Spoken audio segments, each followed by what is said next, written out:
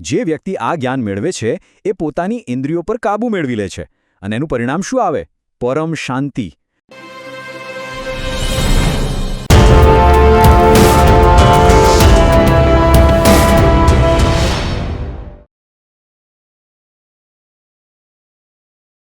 નમસ્કાર. ચલો આજે આપણે ભગવદ્ ગીતાના 4થા અધ્યાયમાં ડૂબકી મારીએ. આ અધ્યાય છે ને એ કર્મ અને જ્ઞાનના સંબંધ વિશે છે. કેવી રીતે સાચી સમજ સાથે કામ કરવું એનું રહસ્ય ખોલે છે. તો ચાલો આની ઊંડાઈમાં ઉતરીએ અને સાથે મળીને સમજીએ. તો આજના આપણા આ વિશ્લેષણમાં શું શું છે? સૌથી પહેલાં તો આપણે કર્મ અને જ્ઞાનના પાયાને સમજીશું. પછી એક બહુ જ ચર્ચિત વિષય વર્ણ વ્યવસ્થા એના પર એક નવો દૃષ્ટિકોણ જોઈશું. ત્યાર પછી જીવનના 4 તબક્કાઓ એટલે કે આશ્રમો વિશે વાત કરીશું.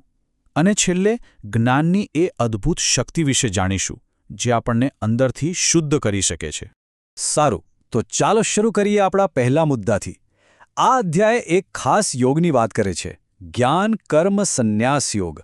આ નામ કદાચ થોડું અઘરું લાગે, પણ એનો અર્થ બહુ જ સીધો છે. એ આપણને શીખવે છે કે જ્ઞાન કર્મ અને ત્યાગને કેવી રીતે એકસાથે સાધવા. ચાલો એને બરાબર સમજીએ. તો આ જ્ઞાન કર્મ સંન્યાસ યોગ છે શું? જુઓ, આને આપણે 3 સિમ્પલ સ્ટેપ્સમાં સમજી શકીએ. પહેલું, સાચું જ્ઞાન મેળવવું. બીજું, એ જ્ઞાન પ્રમાણે કામ કરવું. અને ત્રીજું, અને આ સૌથી મહત્વનું છે, કામ કર્યા પછી આ મેં કર્યું એવો જે ભાવ આવે ને એ અહંકારને છોડી દેવો. એકદમ સરળ ઉદાહરણ લઈએ. એક ડૉક્ટર ઓપરેશન કરે છે, બરાબર? પહેલાં એ જ્ઞાન મેળવે છે, પછી એ જ્ઞાનથી ઓપરેશન કરે છે. પણ ઓપરેશન સફળ થાય ત્યારે એ એવું નથી વિચારતો કે મેં જ બચાવ્યા. ના, એ તો માત્ર પોતાનું કર્તવ્ય નિભાવે છે. બસ આ જ છે કર્તાપણાના ભાવનો ત્યાગ. આ જ સાચો સંન્યાસ છે. અને આ ભાવને ગુણવંત શાહે કેટલી અદ્ભુત રીતે પકડ્યો છે. એમનું વાક્ય જુઓ, સંન્યાસ એટલે મૃત્યુને મહોત્સવમાં ફેરવી નાખવા માટેની સાધનાની ચરમસીમા. વાહ! મતલબ કે જ્યારે તમે કર્તાપણાનો ભાવ છોડી દો છો ત્યારે જીવન મૃત્યુનો ભય પણ જતો રહે છે. બધું જ એક ઉત્સવ બની જાય છે. શું ઊંડી વાત છે!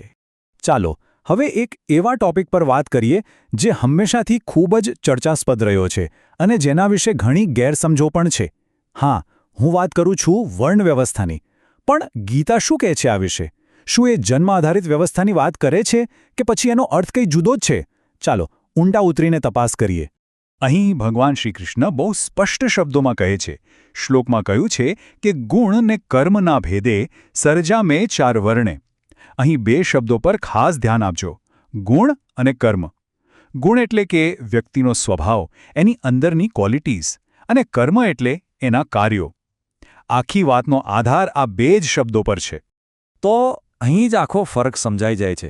સામાન્ય રીતે લોકો શું માને છે કે વર્ણ જન્મથી નક્કી થાય છે, એકદમ કડક સામાજિક વ્યવસ્થા. પણ ગીતાનો દૃષ્ટિકોણ આનાથી બિલકુલ અલગ છે. ગીતા કહે છે કે ભાઈ, તમારો વર્ણ જન્મથી નહીં પણ તમારા ગુણો અને તમારા કર્મોથી નક્કી થાય છે. તમે કેવા છો અને તમે શું કરો છો તેના પરથી. વિચારો, એ સમય માટે આ કેટલો ક્રાંતિકારી વિચાર હશે. ચાલો આને હજી સરળ બનાવીએ. આ 4 વર્ણને સામાજિક ખાનાઓ તરીકે ભૂલી જાઓ. એના બદલે એને 4 પ્રકારની શક્તિઓ એટલે કે પાવર્સ તરીકે વિચારો. બ્રાહ્મણ એટલે શું? જ્ઞાનની શક્તિ, જેની પાસે વિઝડમ છે. ક્ષત્રિય એટલે બળ અને વ્યવસ્થાની શક્તિ, જે સમાજનું રક્ષણ કરે. વૈશ્ય વેપાર અને સંપત્તિની શક્તિ, જે અર્થવ્યવસ્થા ચલાવે. અને શૂદ્ર એટલે શ્રમની શક્તિ, જે પોતાના શારીરિક પ્રયત્નોથી સમાજને સેવા આપે. હવે તમે જુઓ, આમાં ક્યાંય ઊંચ નીચની વાત જ નથી. આ તો સમાજને ચલાવવા માટે જરૂરી 4 અલગ અલગ પ્રકારની એનર્જી છે. અને હવે આવે છે સૌથી મજેદાર વાત. ગીતા કહે છે કે આ 4 શક્તિઓ કોઈ અલગ અલગ લોકોમાં નથી, પણ આપણા બધાની અંદર છે. હા, એક જ વ્યક્તિમાં. વિચારો, જ્યારે તમે કોઈ નવી બુક વાંચો છો કે કંઈક શીખો છો ત્યારે તમે બ્રાહ્મણ છો. જ્યારે તમે એકદમ ડિસિપ્લિનથી તમારું કામ પૂરું કરો છો ત્યારે તમે ક્ષત્રિય છો. જ્યારે તમે તમારા પૈસાનો પ્લાનિંગ કરો છો ત્યારે તમે વૈશ્ય છો. અને જ્યારે તમે ઘરકામ કરો કે બગીચામાં મહેનત કરો ત્યારે તમે શુદ્ર છો. જોયું? ગીતા આપણને ભાગલા પાડવાનું નથી શીખવતી, પણ આપણી અંદર રહેલી આ બધી શક્તિઓને ઓળખીને એનો ઉપયોગ કરવાનું શીખવે છે.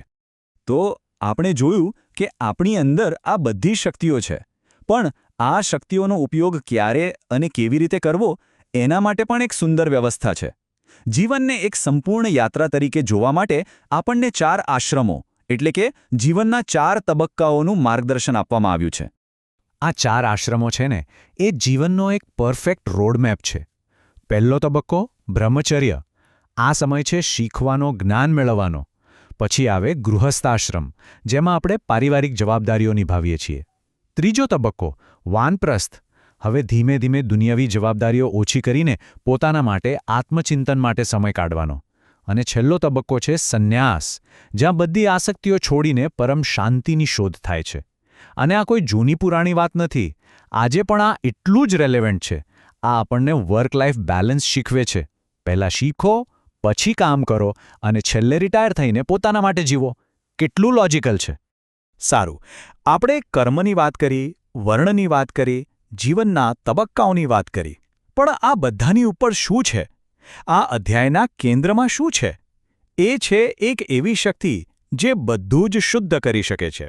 અને એ છે જ્ઞાનની શક્તિ.